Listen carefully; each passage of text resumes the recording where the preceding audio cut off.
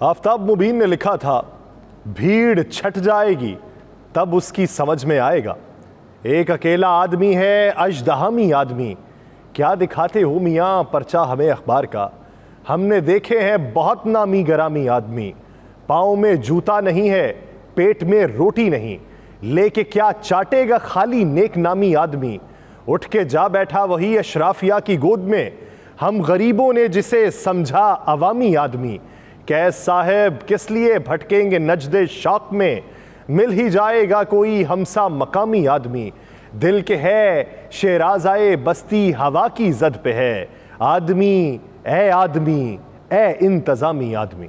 नाज़रीन, मैं हूँ यासिर रशीद और आप मेरा व्लॉग देख रहे हैं। नाज़रीन, पाकिस्तान का सियासी मंजरनामा लम्हा ब लम्हा तब्दील होता जा रहा है। वो जो कहते थे कि हम एक कॉज के लिए पाकिस्तान की सियासत में आए, वो जो कहते थे कि हमने सियासत में सिर्फ नेक नामी कमाने के लिए कदम रखा था, अब वो रफ्ता रफ्ता सियासत से अलहदगी का ऐलान करने के बाद फिर से सियासत में आने की चाराजोई कर रहे हैं। लेकिन अब की बार जो ग्रुप्स बन रहे हैं, उन ग्रुप्स का मुस्तकबिल क्या होगा? कानूनी तौर के ऊपर जो लड़ाई लड़ी जा रही है, उस कानूनी लड़ाई का मुस्तकबिल क्या होगा? पाकिस्तान का मुआशी मंजरनामा क्या बनेगा और उसमें हमें सुख का सांस लेने की नौबत कब तक पेश आएगी? पाकिस्तान की इंतज़ामी सूरत हाल से लेके पाकिस्तान की कानूनी सूरत हाल पर नज़र डालेंगे इसी व्लॉग में। सुप्रीम कोर्ट ने पंजाब इंतखाबात फैसले के खिलाफ नजरसानी केस में 29 मई की समाअत का तहरीरी हुक्मनामा जारी कर दिया है। हुक्मनामे के मुताबिक अटॉर्नी जनरल ने अदालत को बताया है कि सदर ने आर्टिकल 184(3) से मुतल्लिक कानून पर दस्तखत कर दिए हैं। तहरीरी हुक्मनामे के मुताबिक अटॉर्नी जनरल ने बताया कि मौजूदा केस भी आर्टिकल 184(3) के तहत ही दायर हुआ था। अटॉर्नी जनरल के मुताबिक नए कानून का इतलाक मौजूदा केस पर भी होता है। अदालत के हुक्मनामे के मुताबिक अटॉर्नी जनरल को नए कानून की कॉपीज तमाम फरीकैन को फराहम करने की हिदायत की गई। केस की मजीद समाअत 7 जून को होगी। अब ये वो मंजरनामा है जिसके बाद अभी तक ये फैसला नहीं हो सका कि पंजाब और खैबर पख्तूनख्वा के इंतखाबात का मुस्तकबिल क्या होगा। मुस्तकबिल का सभी को पता है क्या होगा। आम इंतखाबात जब कुली तौर पे होंगे तभी पंजाब और खैबर पख्तूनख्वा के इंतखाबात होंगे।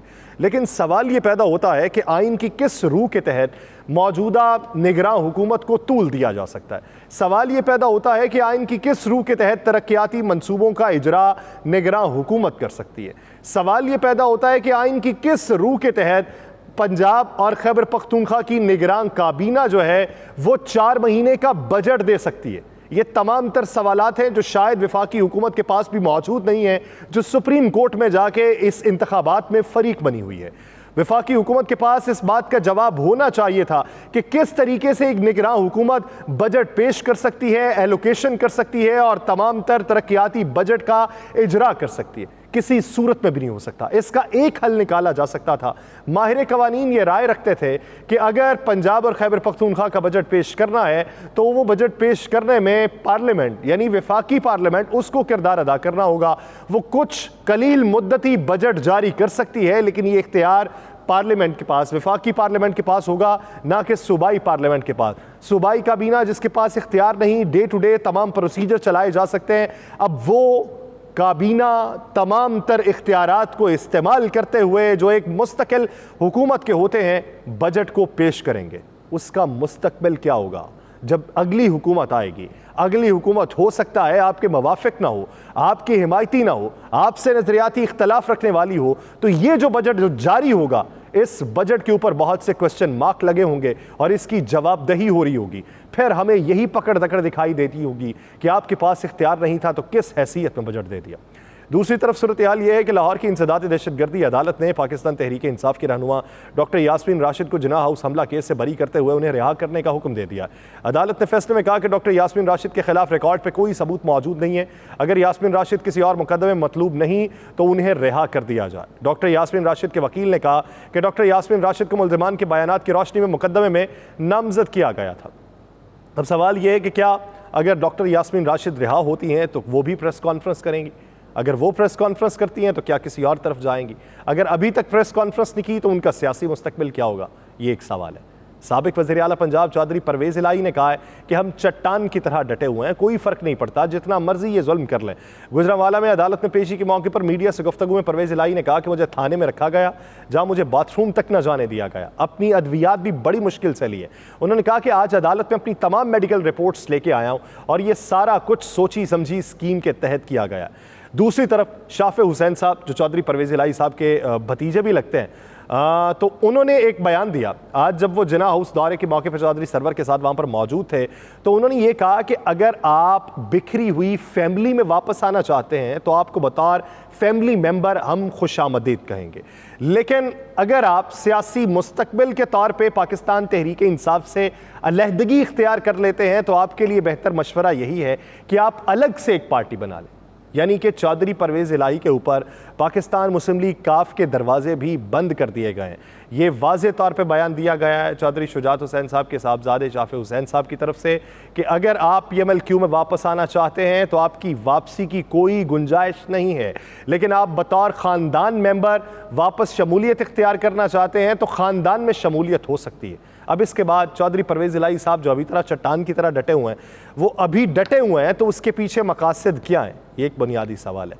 दूसरी तरफ साबिक वज़ीर-ए-आज़म आज़ाद कश्मीर सरदार तनवीर इलियास ने कहा कि हम और जहांगीर खान तरीन मिल के आगे बढ़ना चाहते हैं। पाकिस्तान के ज़ेर इंतज़ाम कश्मीर के साबिक वज़ीर-ए-आज़म सरदार तनवीर इलियास ने लाहौर में जहांगीर तरीन से मुलाकात की और उस मुलाकात के बाद मीडिया से बात करते हुए उन्होंने कहा कि हम और जहांगीर तरीन मिल के आगे बढ़ना चाहते हैं। पार्टी पर काम जारी है, कोई अलहदा ग्रुप नहीं होगा, सब इकट्ठे साथ चलेंगे। उनका कहना था मैं सिर्फ पाकिस्तान के ज़ेर इंतज़ाम कश्मीर का नहीं बल्कि पाकिस्तान का स्टेक होल्डर हूँ और कौमी सतह पर किरदार अदा करता रहूँगा। तहरीक इंसाफ के साबिक रहनुमा जहांगीर तरीन और साबिक वज़ीर-ए-आज़म आज़ाद कश्मीर सरदार तनवीर इलियास के दरमियान हफ्ते के दिन मुलाकात से कबल साबिक सूबाई वज़ीर दाखिला पंजाब हाशिम डोगर ने कहा कि एक बड़ा गिरोह साथ चलने का ऐलान करेगा।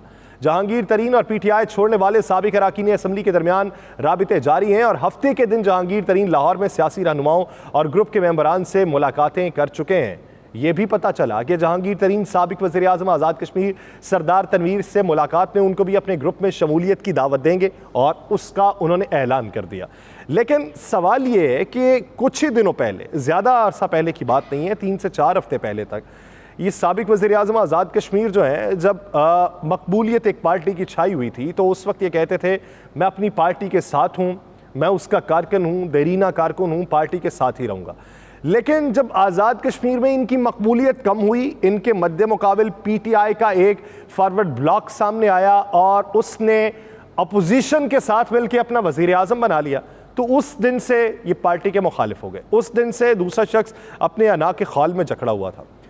दूसरे शख्स से मुराद मैं कोई बात नहीं करूंगा, लेकिन बात यहाँ पे ये बनती है कि साबिक वज़ीर-ए-आज़म आज़ाद कश्मीर अगर इतने ही पक्के थे तो फिर ये सवाल बनता है कि पार्टी के अंदर जो रिफ्ट पैदा हुई थी वो आपके दौर में पैदा हुई थी।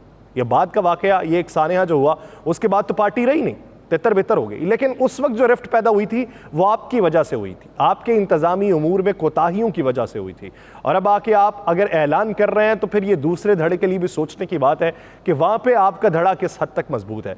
हाशिम डोगर ने ट्विटर पर यह ऐलान किया था कि हम लोग कभी भी नून लीग और PDM के बयानिए का साथ नहीं दे सकते, एक बड़ा ग्रुप इकट्ठा चलने का ऐलान करेगा। उन्होंने कहा था कि हम देखेंगे कि सियासत किस करवट बैठेगी, मगर PTI और उसके वर्कर्स बेयारो मददगार नहीं हो सकते। हम फौज के खिलाफ बयानिए के खिलाफ हैं मगर PDM के साथ नहीं है। पाकिस्तान के साबिक वज़ीर-ए-आज़म चेयरमैन PTI की जमात तहरीक इंसाफ बज़ाहिर सियासी जोड़ तोड़ का महवर बन के सामने आई।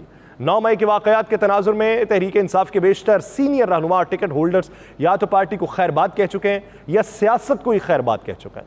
तहरीक इंसाफ को खैरबाद कहने वालों में वो लोग भी शामिल हैं जिन्हें इलेक्टेबल्स कहा जाता है और जो सन 2018 के आम इंतखाबात से कुछ अर्सा पहले पार्टी का हिस्सा बने थे। 2013 और 2018 के आम इंतखाबात से पहले ये इलेक्टेबल्स और दीगर कई सियासतदान साबिक हुक्मरान जमात PTI में बड़ी तादाद में शामिल हुए थे। लेकिन आज के सियासी मंजरनामे में जहां काफ़ी कुछ मुख्तलिफ हो चुका है, वहीं बहुत कुछ कदरे मुश्तरक भी है। ख़ासतौर पर मरकज़ी किरदार साबिक PTI रहनुमा जहांगीर खान तरीन उनमें से एक है। 2013 और 2018 के इंतखाबात से पहले इलेक्टेबल्स को तहरीक इंसाफ में शामिल करवाने में JKT का तहरीक इंसाफ में काफ़ी नुमाया और मुतहर्रिक किरदार था। उनका वो प्राइवेट तैयारा बहुत मकबूल हुआ था जिसमें JKT मुबैना तौर पर जनूबी पंजाब से आज़ाद हैसियत में कामयाब होने वाले उम्मीदवारों को चेयरमैन PTI से मुलाकात करवाने के लिए लाते थे और उन मुलाकातों का इख्तिताम जीते हुए उम्मीदवारों की जानिब से PTI में शमूलियत के ऐलान पे होता था। 5 साल बाद आज जहांगीर तरीन PTI में नहीं है, वो चंद बरस कबल चेयरमैन पीटीआई से अपनी राहें जुदा कर चुके थे। उनके असर और रसूख के ज़ेर असर जो लोग पीटीआई में शामिल हुए थे, उनमें से एक बड़ी तादाद भी वापस उनके साथ जा खड़ी हुई थी। 9 मई के वाक़यात के बाद लगभग 100 से ज़ायद पीटीआई के साबिक मेंबरान असम्बली या रहनुमा चेयरमैन पीटीआई की जमात को खैरबाद कह चुके। उनमें वो रहनुमा भी शामिल हैं जो जमात में नुमाया मुकाम रखते थे और मुजाहिरों के बाद गिरफ्तार कर लिए गए थे। उनमें से कुछ ने 2 या 4 दिन जेल में गुजारने के बाद रिहाई पर प्रेस कॉन्फ्रेंस के जरिए पीटीआई को छोड़ने का ऐलान किया, तो कुछ ने बगैर गिरफ्तारी और प्रेस कॉन्फ्रेंस के ही पीटीआई से दूरी इख्तियार करने का ऐलान कर दिया। कुछ अब भी जेर हिरासत।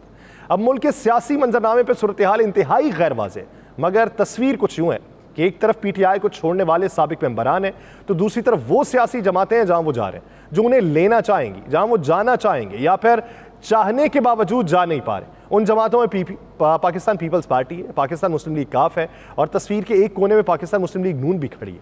साथ ही जेकेटी भी खड़े हैं और उनके हवाले से बहुत से लोग ये बाज़गिश करते हैं कि वो अपनी नई जमात बनाने का इरादा रखते हैं।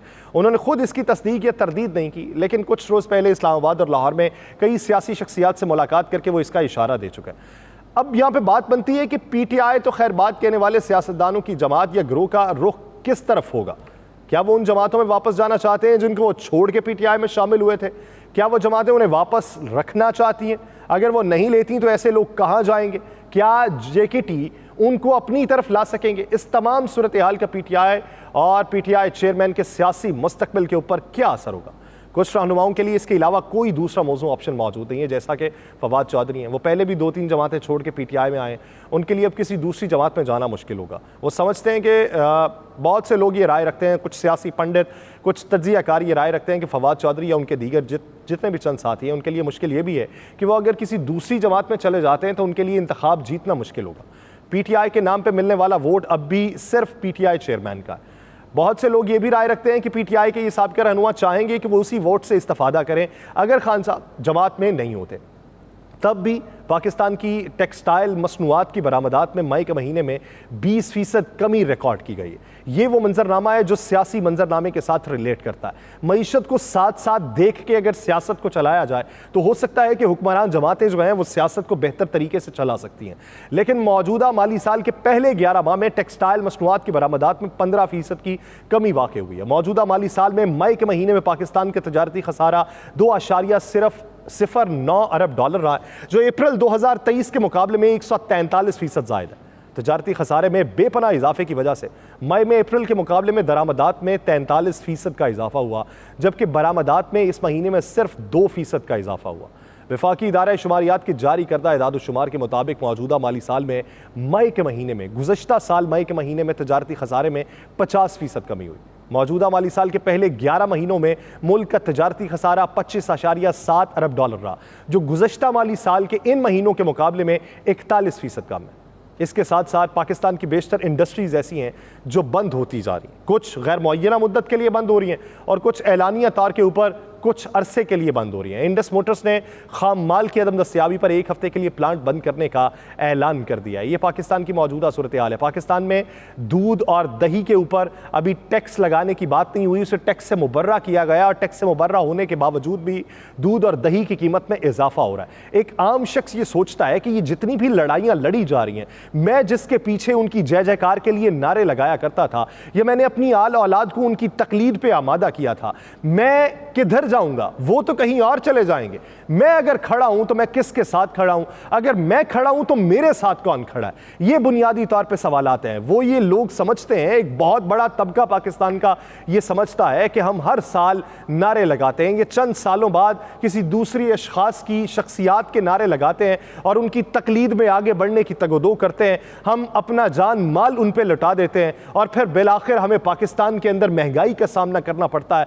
बिलाखिर पाकिस्तान के अंदर हमें उन्हीं दावों की तरदीद देखना पड़ती है जिन दावों के बलबूते के ऊपर वो मसनदे इक्तदार के ऊपर बराजमान होते हैं, और बिलाखिर पाकिस्तान में हम ही से वो मुंह मोड़ लेते हैं जिनके भरोसे पे और जिनके कहने पे या जिनकी पावर के ऊपर वो इक्तदार में आते हैं। लेकिन मौजूदा सूरत हाल में ये जितनी जमातें हैं, ये जितने चेहरे हैं, इनके चेहरों के ऊपर से जो खुदनुमा खाल चढ़ा रखे हैं वो रफ्ता रफ्ता उतरते चले जा रहे हैं।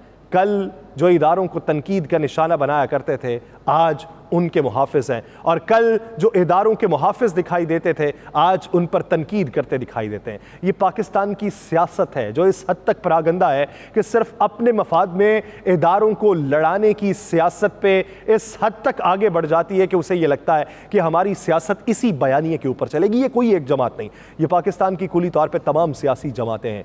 ये अगर मुत्तहिद हो जाएं, ये अगर मजबूत हो जाएं, इनका नैरेटिव मजबूत हो जाए, ये अगर जो बात कहें उसी की तकलीद करें और उसी पे अमल पैरा हो, तो फिर हमें कुछ सालों के बाद ये मंजरनामा ना देखने को मिले, कुछ सालों के बाद ये मुख्तलिफ लेबल्स ना देखने को मिले, कुछ सालों के बाद ये पकड़ धकड़ ना देखने को मिले। वो जिनके ऊपर माजी में अरबों रुपए के केसेस थे वो आज बरी हो गए, और जिनके ऊपर अब केसेस हैं हो सकता है वो मुस्तकबिल करीब में बरी हो जाए।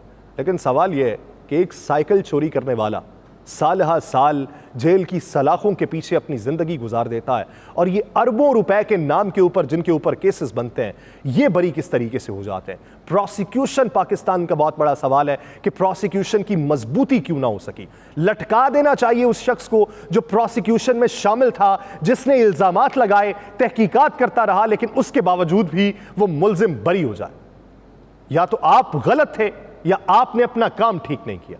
ये पाकिस्तान का निज़ाम इंसाफ बेहतर करना है तो पाकिस्तान की प्रोसिक्यूशन को बेहतर करना होगा। पाकिस्तान का निज़ाम सियासत बेहतर करना है तो ये अपने खौल उतार फेंकना होंगे, ये मखौटे उतार के नीचे रखें और अहद करें कि आज जो अहद करेंगे मुस्तकबिल में उससे फिरेंगे नहीं, तो पाकिस्तान में सूरत हाल बेहतर हो सकती है। बसूरत दीगर आप आते हैं चले जाते हैं, पाकिस्तान के अंदर आपकी कितनी जायदाद है ये आपको भी इल्म नहीं होता, और पाकिस्तान से बाहर आपकी कितनी जायदाद है इसका अवाम को इल्म नहीं होता। लेकिन अगर आप यूं ही आना जाना लगाए रहेंगे तो ये अवाम पाकिस्तान में यूं ही एड़ियां रगड़ रगड़ कर मरते रहेंगे, और इनकी नस्लों के मुस्तकबिल के ऊपर सवालिया निशान हमेशा मौजूद रहेंगे।